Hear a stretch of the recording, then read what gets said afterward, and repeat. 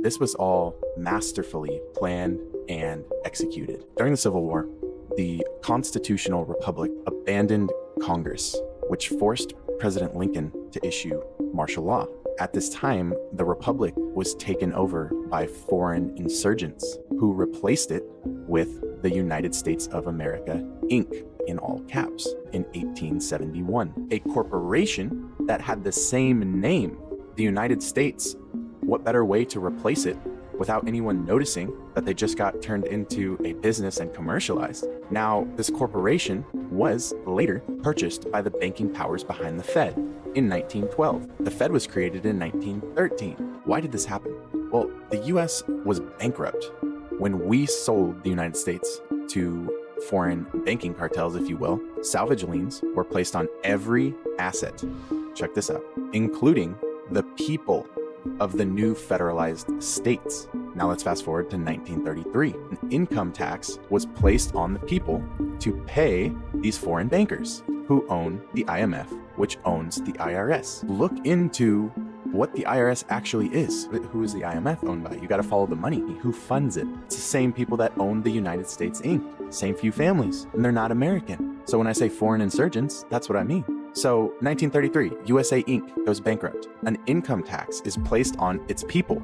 In other words, you and I were turned into property. Look it up. We were turned into cattle, and we were collateralized in order to turn us, humans, flesh and blood, into a means of paying off a massive debt. But the problem is that while you are technically a person, you've entered into contracts that you're completely unaware of, such as your birth certificate, social security number, etc., that are all saying, I consent to being collateralized. You're living as property, as opposed to living as a blood and flesh natural being.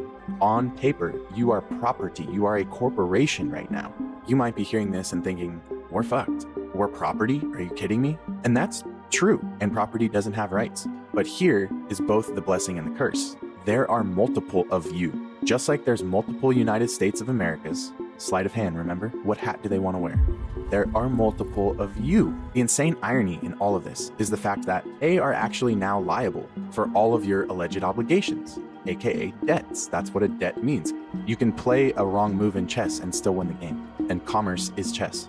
Their greatest attempt to set us back actually is their greatest weakness.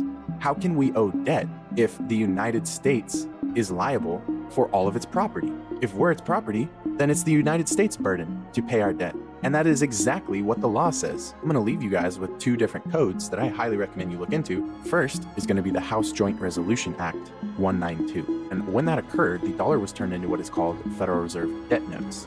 If we're being asked to pay debts, but all we are given from the system is debt notes, aka fiat money, to pay back those debts, how can we pay a debt with a debt? I just want you to sit with that. They never gave you lawful money. They never gave you gold.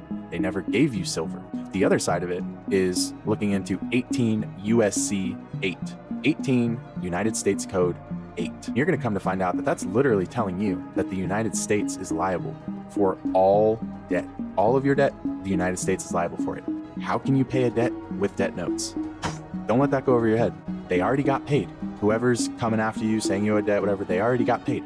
Why would you be paying it twice? Common law, a completely different, higher level set of law that comes from God, the Creator, is for a natural blood and flesh man. And yet you have been following legal law your entire life.